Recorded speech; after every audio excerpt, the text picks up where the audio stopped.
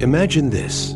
You spend your life striving to be good, kind, selfless, morally upright. Yet the more you sacrifice, the emptier you feel. The more you give, the more others take. The more you conform to virtue, the more trapped you become. What if goodness itself has a dark side? A silent, insidious force that manipulates you under the guise of morality?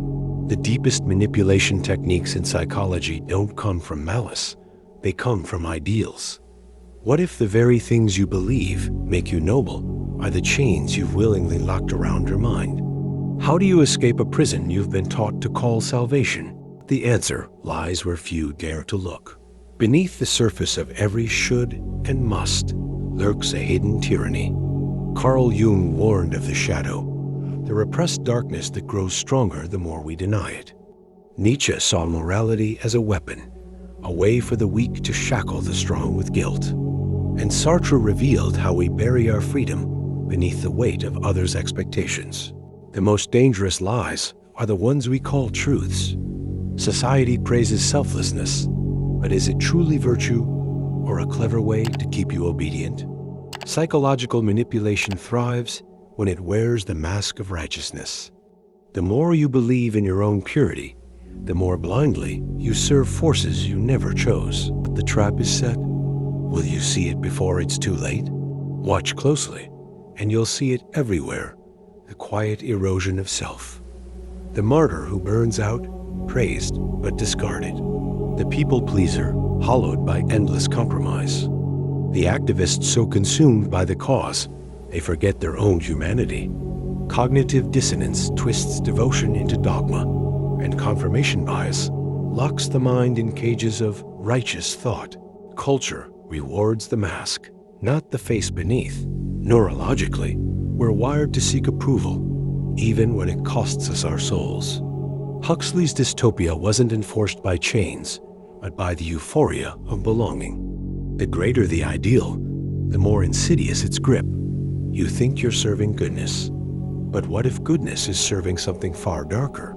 The reckoning comes when you ask, who benefits from my sacrifice? The escape begins with a single blasphemous thought. What if I refuse? Schopenhauer saw through the illusion of altruism. True freedom starts by owning your will. Frankl taught that between stimulus and response, there is a gap, and in that gap lies your power. The rebel knows morality without self-awareness is just another leash. But history single quotes his freest minds were heretics. The Stoics practiced indifference to external validation. The existentialists chose meaning over obedience. The trick is not to reject goodness, but to redefine it on your own terms, ruthlessly, unapologetically. Ask, does this path enlarge me or diminish me?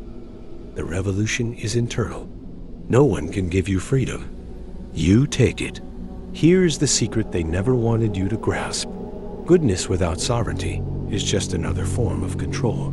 The highest virtue is not selflessness, but integrated selfhood, where your light and shadow dance without apology. Jung called it individuation. Nietzsche called it the will to power.